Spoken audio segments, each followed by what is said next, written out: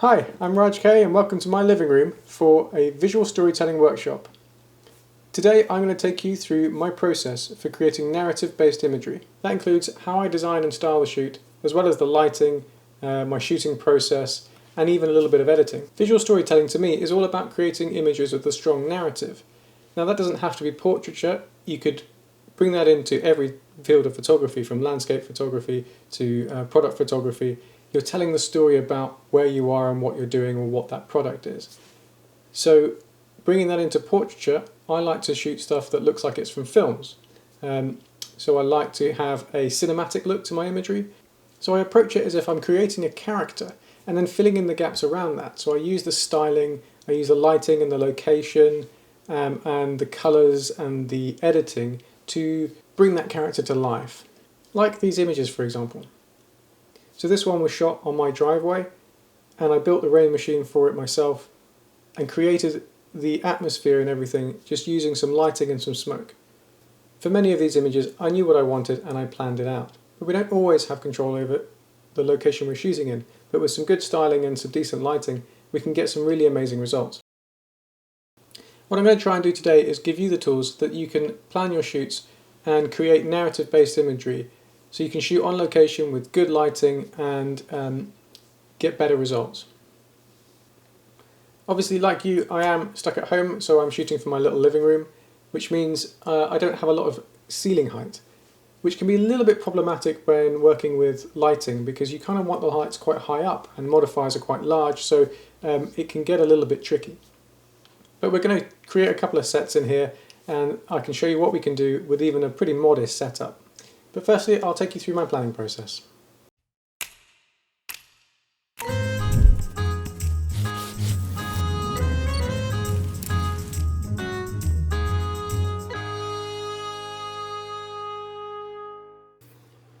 So for me, I tend to find moments in film and TV that I particularly like, and they'll stick in my brain, and I'll sort of mull over how I can create something that feels like that moment in a still image.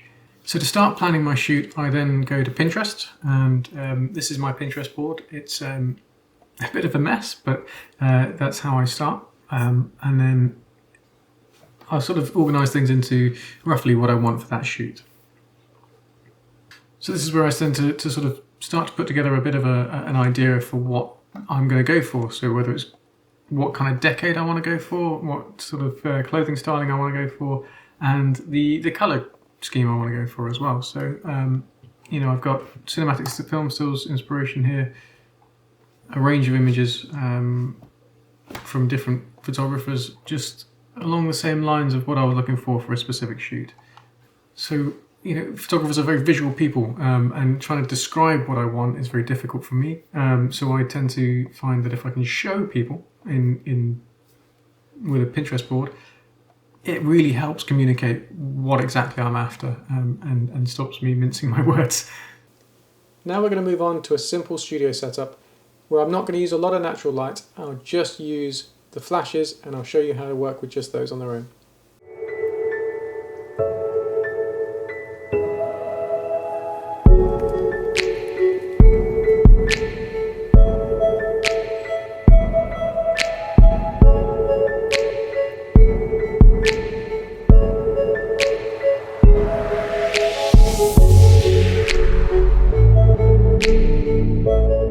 Now we're near enough set up for the first look, it's time to introduce you to Jade.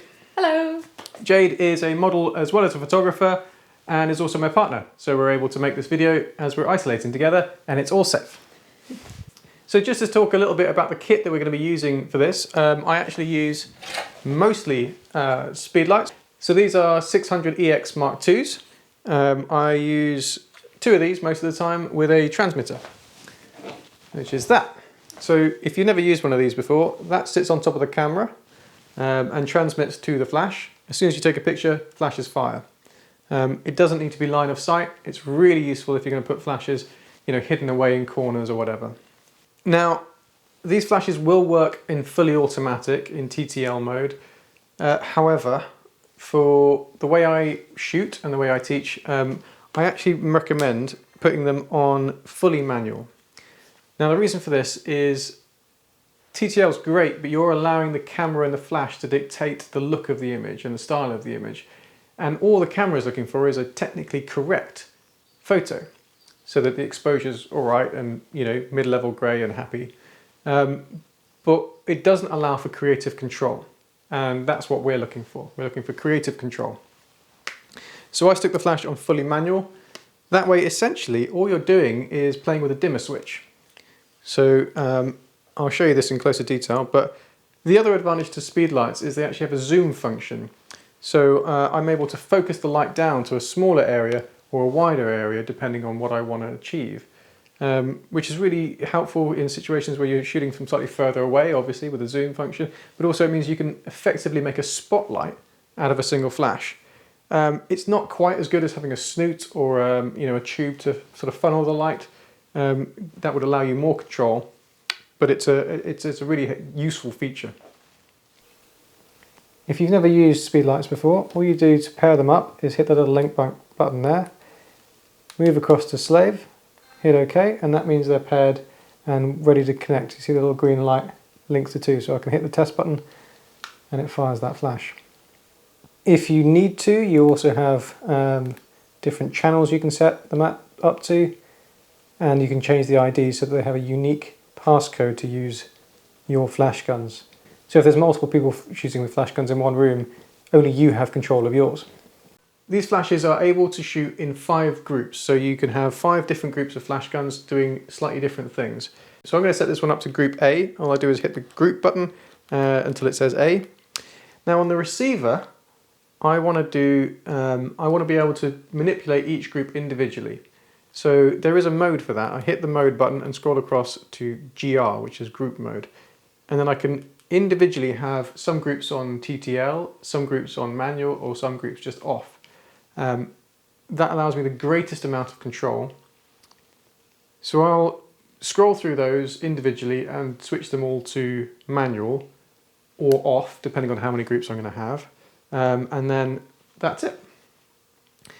I tend to use Speedlights for most of my work, primarily because they're small and light, and I can carry 2 of these, a receiver, a small softbox, and I actually take this Manfrotto nanopole stand as well in one backpack, and that means we can carry that anywhere and I can travel with that wherever we go. I actually do have a Bowens 500 watt battery powered system, but for when we're traveling, Speedlights are more than enough. If you need extra power, you can actually double up the Speedlights in one softbox, and that's been more than enough even for 2 models and a horse in the past. So Speedlights are great.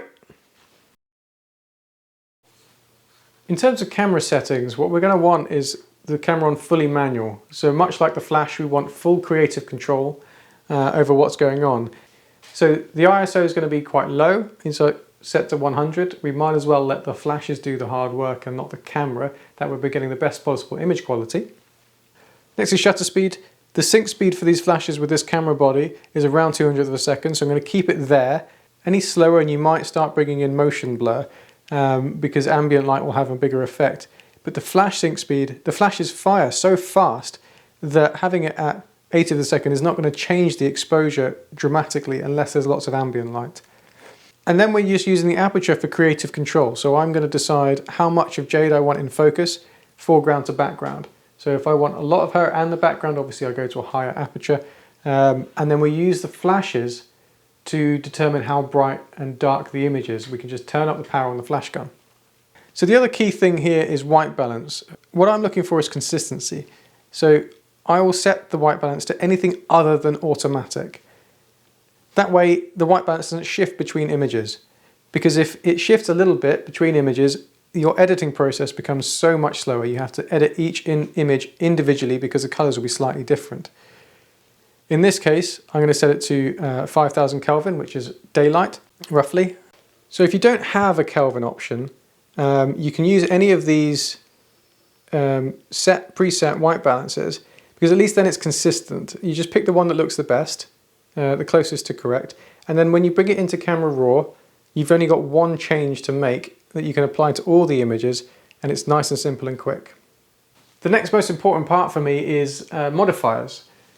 Using flash off camera is a huge step for getting better lighting. On camera it just looks horrible. It's like having a head torch on. The world doesn't look good with a head torch on. So with modifiers, this is the one I tend to carry around. This is a Calumet Hex 21 speed box that Wex sell. This is my favourite little travel. I'm going to do that again with these made up.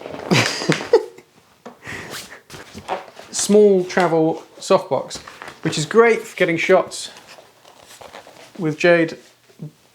The limitation here being that because it's quite a small softbox, to get a soft light, it's going to cover about 3/4 of a body, which is fine for a one-person sort of setup. Anything larger than that, you tend to get a bit of vignetting because it doesn't quite cover that sort of area unless you take the flash quite far back. And the further away it is, the harsher the light's going to be. So for those sort of situations, I actually use this, which is a larger softbox, which can be used without or with a grid. I'm pleased with myself for that. So that you're able to plan lighting ahead of time, I'm going to tell you a little bit about inverse square law, which sounds a little bit scary, but is actually quite simple. All it is every time you double the distance of the light source away from the model, you're using 4 times the amount of power, or you lose 3/4 of your power. So as you push it further back, you need to increase the power of your flash gun in order to compensate for that. Sounds fairly simple, but what that means is it also dictates the amount of fall off that you're going to get. So if I have the flash gun very close to jade, here, we're going to get quite a lot of fall off very rapidly between this side of her face to this side of her face. So we're going to get a very contrasty look. We're going to get very dark shadows on this side and very, very bright on this side. But if the flash gun is much further away, we're going to get a much more even fall off. So it'll be a smoother gradation across jade. So I'll just demonstrate that for you now. So if I have the flash nice and close to jade, I'm going to have to adjust the flash power, adjust my exposure to compensate for the closeness of it. There we go. Eyes towards the light for me. Video.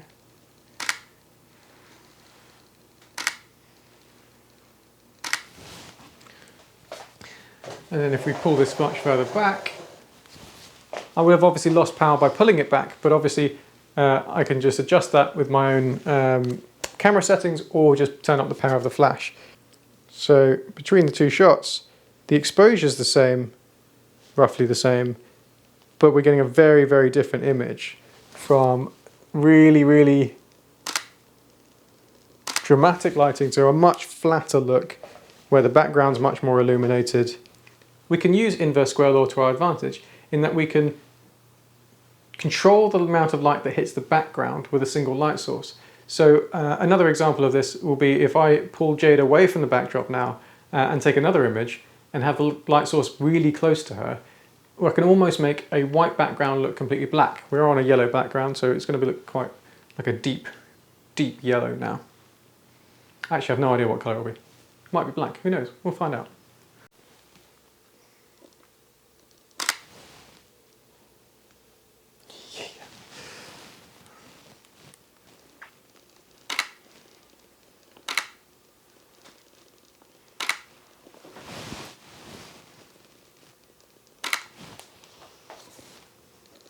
So the other thing to consider is the softness of the light. So we're talking about contrast and how much fall off there is, but the size of the light source is also going to make a difference for softness. So softness is dictated by the size of the light source relative to subject. So the sun, very big light source, very far away, very hard light source. With this softbox, it's a big light source when it's close up, but if we take it far away, it's going to get harsher in its own right as well. So that's another factor to consider. So that's why I'm using a slightly larger light source. With a smaller softbox, it's limited to keep that soft light when it's nice and close, but as it gets further away it gets harsher, and then it sort of becomes pointless even using a softbox. For the main key light, I'll have it above eye level, as you're used to seeing light fall down on people's faces from above. So at least above eye level will do. The higher the better, depending on the situation. So in this case I'm going to have this a little bit higher than I am. I have it now, angled down slightly. Now we can start building out the story using some props. So I've got a few 70s-ish things lying around. I've got a typewriter, a Bee Gees record, or if you don't have any of those, you could always make yourself a gross-looking, colourful cocktail. We happen to have Campari, which is disgusting, but very popular in the 70s. Failing that, you could just use some food colouring. Red food colouring will make something that looks like Campari and will taste just as bad, really.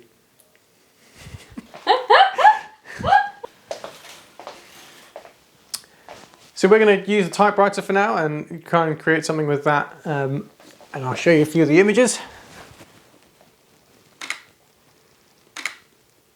So the typewriter is just propped up on a stool, but if we frame it right you won't be able to see that.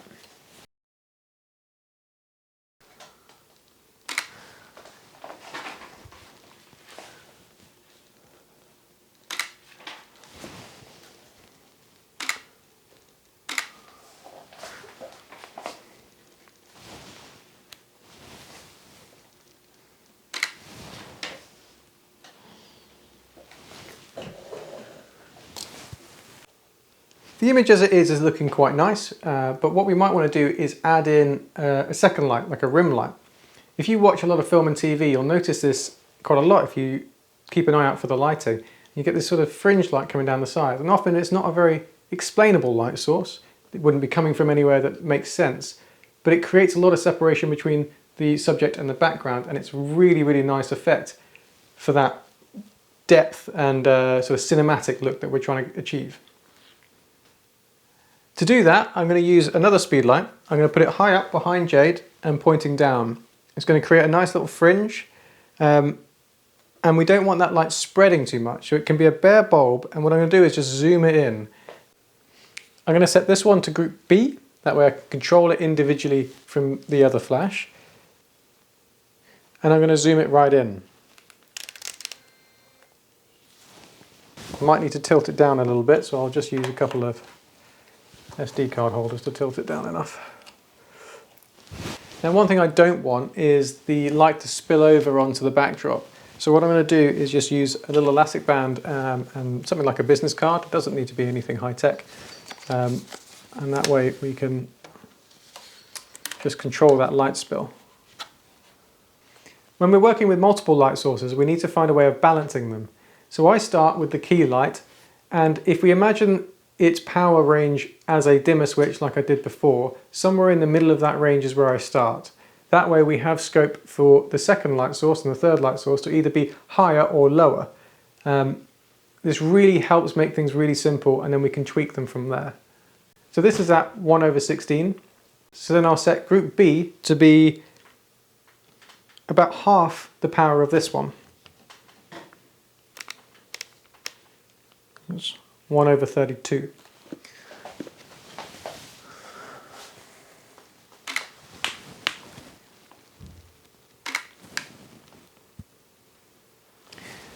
And that's a little bit too harsh, so I'm going to bring that right down again. And I'll put it at its lowest possible power. So that's about 1/4 of the power of the key light. That's a lot better.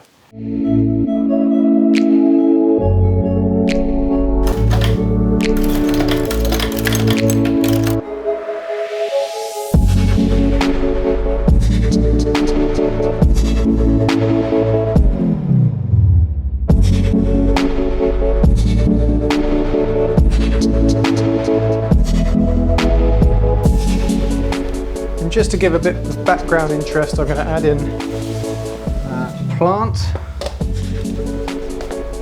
like that. And another thing you can think about is foreground interest as well, and get a bit of blurry mush.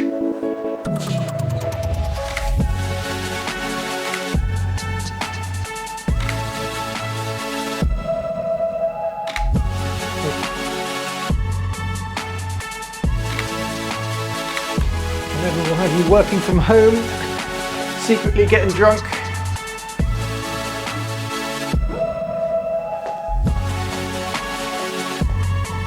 Give us your best working from home pose with a cocktail and your laptop out pretending to work.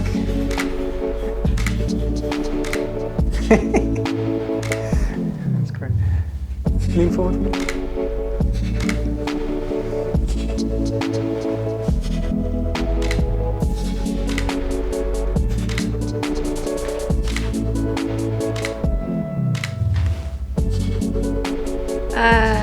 I should swap hands because it's busy. Yeah, that's true. And that's why you should always show your model the images, because they'll notice things that you don't.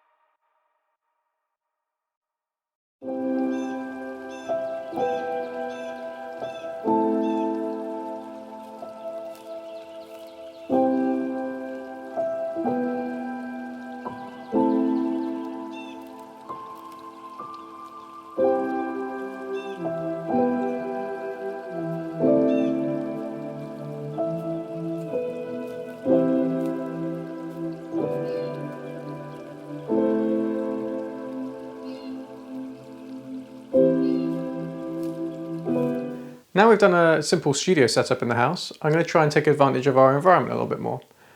I don't really tend to use studios very much, so I tend to go on locations and find interesting places to shoot in, and then work with that location with some lighting and do something a little bit more interesting. I find studios are a little bit plain and they're a good blank canvas, but I find that I want to incorporate the environment and a little bit more context to my shots if I can. So what we've done here is we're trying to go for a boho setup. I've put a boom arm over the back, we've thrown some material over it, and we're going to have a few props and then work with the natural light as well as the flash to create something a little bit more interesting. Particularly when we're talking about visual storytelling, having a little bit more context and environment in your shot makes a huge difference to selling what you're trying to say. For this situation, we're going to be balancing daylight and flash. So this is where it gets a little bit tricky. So what I tend to do is I start with the ambient light, the daylight. I'll expose for that first, and I can decide how much I want that ambient light to affect the image. So if I want a moodier image, I can have it quite dark initially, and then I'll balance it out with the flash afterwards. Or if I want a bright and airy image, I can just bring in a lot of ambient light, and the flash is just touching where I want it to be, where I want the shadows lifted a little bit. Now we've got the setup ready, we just need hippie jade. Because I'm working on mirrorless, what I see is what I get. So when I turn up my exposure, it gets brighter, and when I turn down my exposure, it gets darker. And as I take a picture,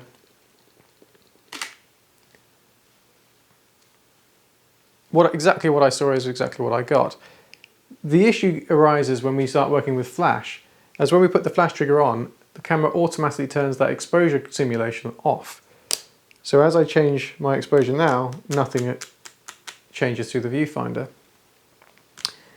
So what I tend to do is I'll turn the flash trigger off first and then set my exposure for the ambient light. So I'll work within the sync speed, shutter speeds of the flash and camera combination, and set how much I want the ambient light to affect the image.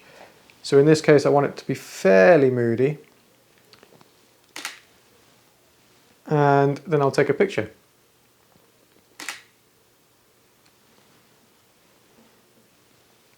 Cool. Now I can bring in the flash. You can see I'm still in group mode. I'm going to bring in more flashes as we go potentially, and I can turn each group off if I need to. So I can turn that one to disable, because we don't have a third group, and I can set group A to somewhere midway along its power scale. So we'll go for 1/16-ish.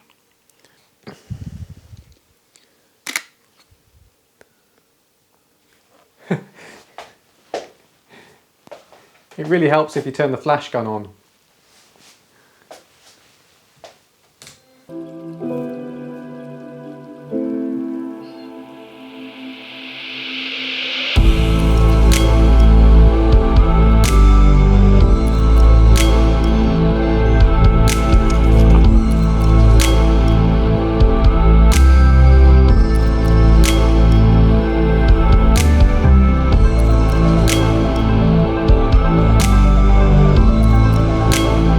I'm shooting today on EOS R. I shoot on this as well as a 5D Mark IV, but for the most part I shoot on mirrorless now, primarily because of focusing accuracy.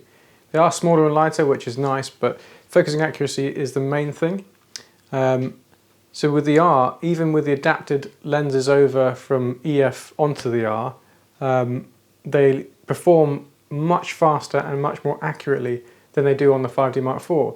So particularly when I'm shooting at, say, 1.2 or 1.4 or whatever, really big apertures with very shallow depth of field, because it's focusing direct to sensor, the mirrorless bodies are able to do it so much more accurately.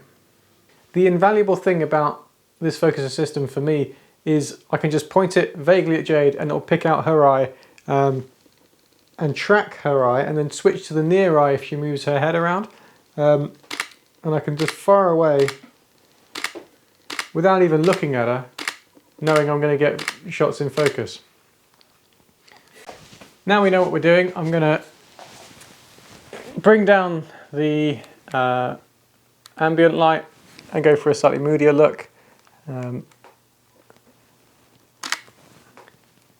then I'll bring up the flash to match. So I'll turn up the flash power gradually and take a test shot and then have a look at it.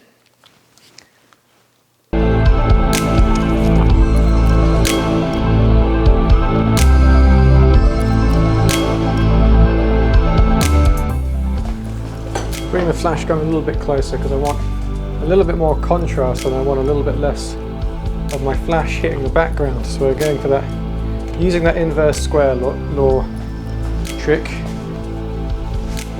to keep Jade more prominent than the background. That's better. I'll just bring it down a touch so it's not quite. I'm going to bring it down a bit so it's on all of Jade's body, not just her head.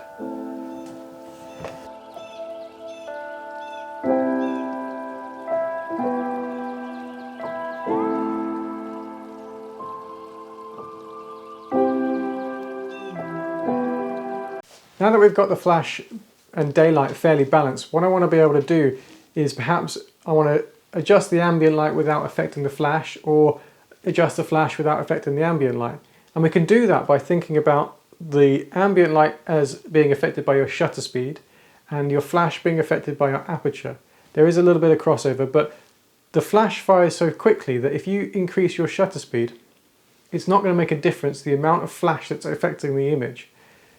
So I can, at this point, I'm shooting at 200th of a second. If I want the flash to be, if I want the ambient light, the daylight to be more prominent in this picture, I can go from that to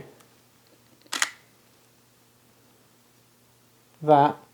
The flash hasn't changed at all in those two images, but what has changed is the amount of ambient that's coming into the image.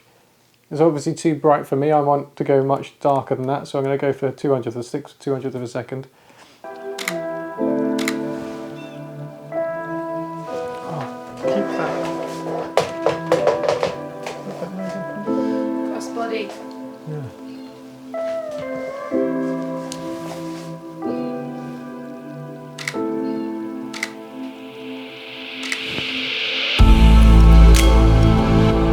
Now I'm going to bring in that extra light source at the back to give that fringe light again.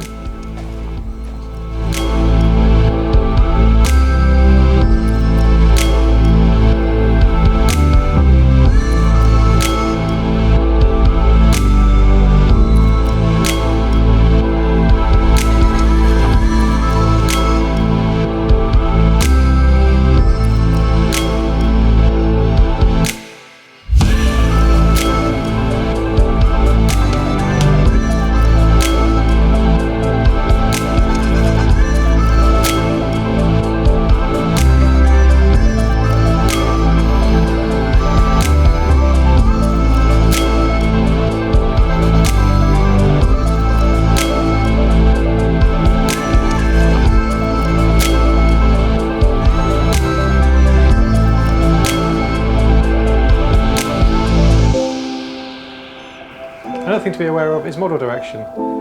It's really important to have good communication with your models, as well as showing them what you're getting during the shoot, because they're looking for things that you're not going to notice.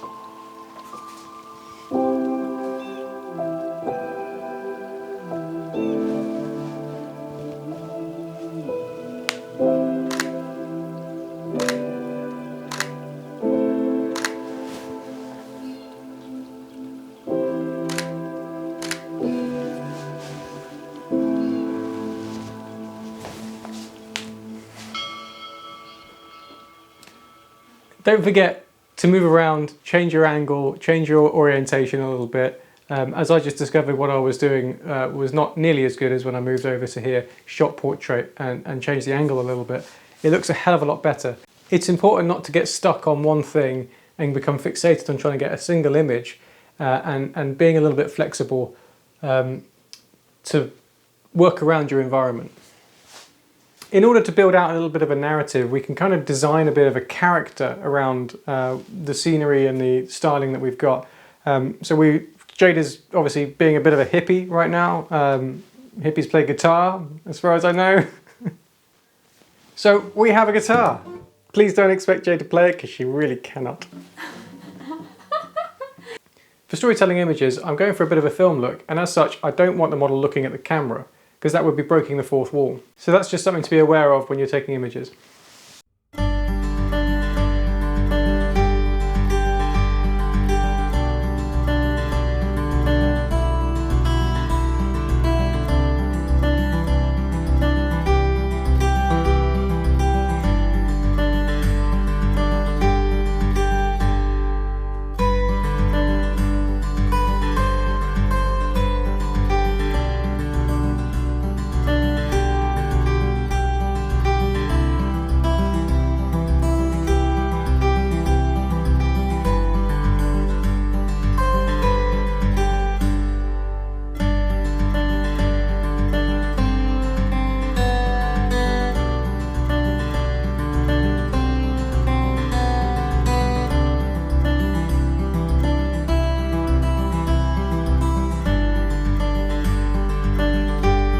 If you don't have more than one flash, or you don't have any flashes at all, another really, really, really useful light source, an incredibly cheap one, is a reflector. Reflectors are great. They can be used in multiple ways. They have multiple sides if you get 5-in-1 reflectors. And they can bounce light back from other light sources. So you can use natural light, bounce light back into jade, like this, and create shape and shadow and contrast wherever you want it.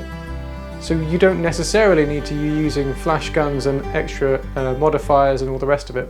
When you can use something like this, it's nice and cheap and nice and easy. I just particularly like using flash, but I often use flash in conjunction with reflectors as well. So what I could do in this situation is just to bounce a little bit more light into Jade's face on this side, is I could leave that here, prop it up,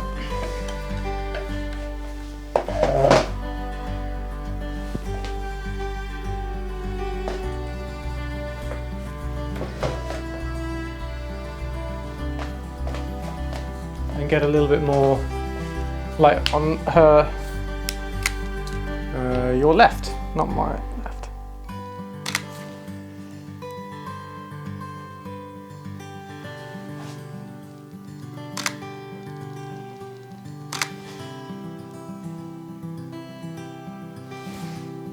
Okay, now we're done here. Thank you, Jade. Time to pack up and I'll show you my workflow on the computer.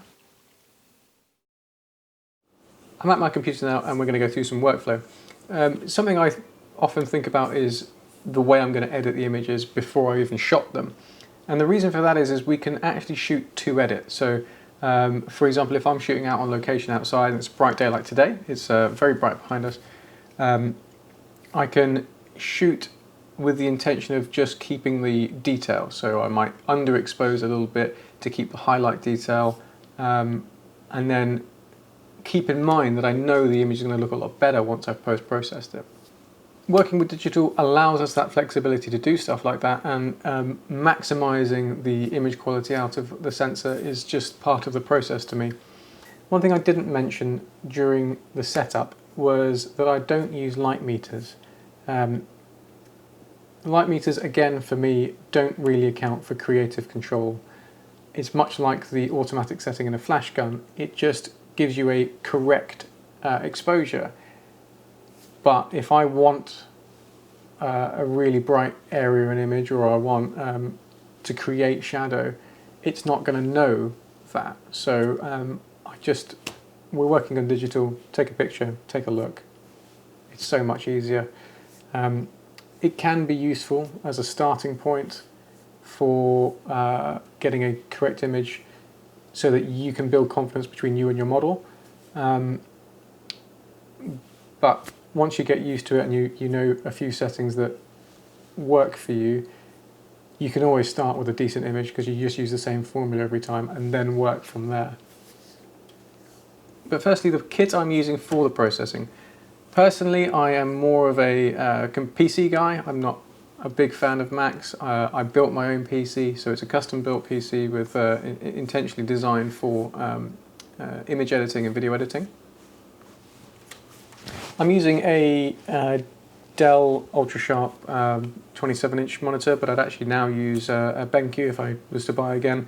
Something like that. They're designed for image editing, and it's fully calibrated, so I use a Datacolor Spider calibration unit. There's multiple on the market, but what that does is it ensures your monitor is fully accurate, and what you see is a much closer representation to the color that was captured. Calibration is an important part of the process. If I'm starting with something that's incorrect, then my output's going to be all over the place, and I just have no control over what the colors are really looking like. So I calibrate my monitor periodically, not as often as they recommend. Some of the other things I have a Wacom graphics tablet. This allows me to draw on the images where I want to make changes. As I show you some of what I do, it'll make sense as to why, but it's just so much more accurate than a mouse, and I found that once you get used to it, you're able to work to a far greater amount of detail and quicker with a pen and graphics tablet. It's a very natural way of working. It's completely changed and transformed the way I work and the level of my editing as a result. Another thing you might notice on the overhead shots of my desk is a small, strange-looking device with some keys on it. Looks like a number pad. That's actually a gaming pad. It's something I customized myself to work with Photoshop and assign shortcuts to all of the keys. It's not necessary really, but I just found that it helped. Meant that I didn't have to move my hand around the keyboard so much, and I could just keep it in one place while I used the graphics tablet, and made my editing much smoother and quicker. So for the culling process, I actually use Photomechanic. Photomechanic works very quickly. It's incredibly fast at rendering raw images so that you can preview them and select and cull huge amounts of images in a very short space of time. And then I open them up into Adobe Camera Raw from there and do an edit from that. While that's ingesting, I'll just talk a little bit about my data handling. One of the things I get asked a lot is how do you get the computer to go a bit quicker? RAM is definitely a part of that, but the really big change is the change of the type of hard drive you use. So I no longer use hard drives, I use solid state drives, SSDs. Massively increases the speed of my computer with having changed nothing else. Makes the biggest difference for sure. So I currently have 3 different SSDs in my PC as well as a hard drive. So you can see with Photomechanic I can scroll through all of my images from that shoot and they are all rendering really quickly. I can cycle through the images very quickly and I don't have to wait for rendering. That way I can sort of decide which ones I want to work with much quicker. And it just helps with when you're working with large quantities of images. So when I'm going through making my selections, I'm selecting a load first, and then I go back through those selections and reduce them down, and then I reduce them down again. One of the key things for me is not having loads of very similar images. So I try and keep my selections down to maybe only 2 or 3 from a particular look, maximum. I will sometimes edit a few more for the models or for the brand or whatever that I'm working for, but if it's for me I'll just reduce it down to the absolute best of those. So as I'm going through, what I'm particularly looking for is details like catch lights in the eyes, shadows, whether the sleeves are folded over right, where the light's falling. So in this image, for example, the fringe light has just caught the tip of Jade's nose, and I don't really want that. I don't want her nose to be highlighted like that. So I'll discount that. The expression is not great either, so I'll move on from there. That's great. And another thing I do is I'll just zoom in and check that it's sharp on the eyes. I don't have to do that as often anymore now I'm working on an R. Generally I can be assured that the eyes are in focus, but it's worth just checking anyway.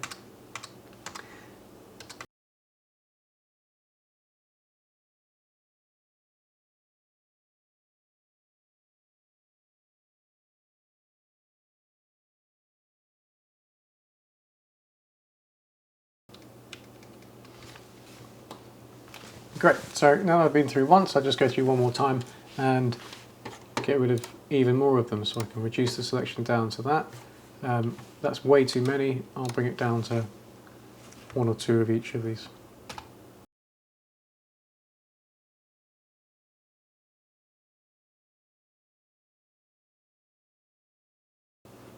I'm not going to show you my entire editing process. I'll just run through it as a bit of a time lapse, so you can see a bit of a before and after of what I do. But I can give you a rough idea. So I edit them first in Adobe Camera Raw. What I'm looking for is trying to maximize the amount of detail I'm going to get. And then in Photoshop, what I'm doing is a combination of dodge and burn and a little bit of skin work using frequency separation and then it's all color work. So the color work is the bulk of the finishing of it, I would say. What I'll do is I'll run through this as a time lapse, and then I will show you the before and after at the end.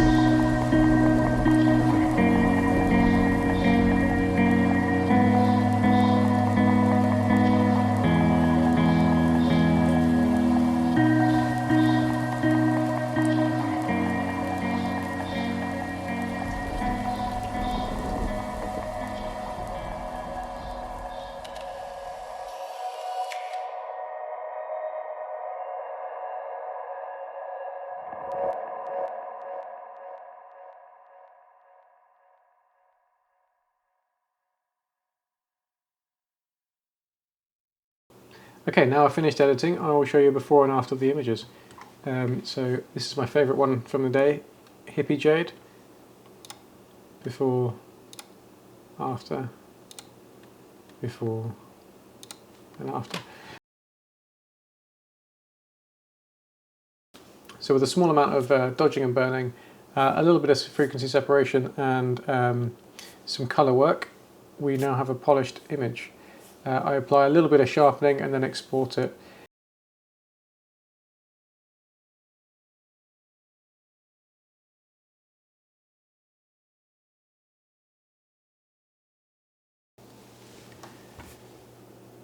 So if you want to try out this type of photography, my top tips would be to create a character and then think of a story around that character and then ask your model to be that. So pick the styling for it. You can then design the lighting about it if you want to go moody or bright or whatever. And then communication is the most important thing then with model direction. If you're struggling to get something that looks quite dynamic, a good way of going about it is to ask your models to act out a scene. So if they're actually doing something, like they're sitting at a typewriter and you get them typing, their expressions will change, and it will be far more. Look far more engaged with what they're doing rather than feeling like they're posed, if that makes sense. In terms of lighting, I would start with one light source and build out from there, and then as you change things, change one variable at a time. So if you're working with multiple flash guns, change one thing, don't change lots of things at once, because you'll find it very difficult to go back to where you were if you change lots of things at once. The beauty of digital is that we can just have a look and check and then carry on. If things don't work, don't be afraid to just change, start from scratch, and be aware and adapt to your situation. So if you've got an interesting venue and what you had in mind didn't quite pan out, don't be afraid to change it up and find something else completely.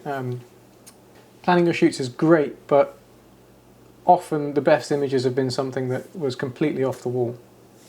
And for camera settings, I think everything should be in manual. So everything from aperture, ISO, shutter speed, and crucially, white balance. Having white balance on a fixed setting speeds up your editing process tenfold. And for flashes, stick it in fully manual, and then all you're dealing with is a dimmer switch. Thank you for joining me. I'll be sure to answer any questions that you have in the comments.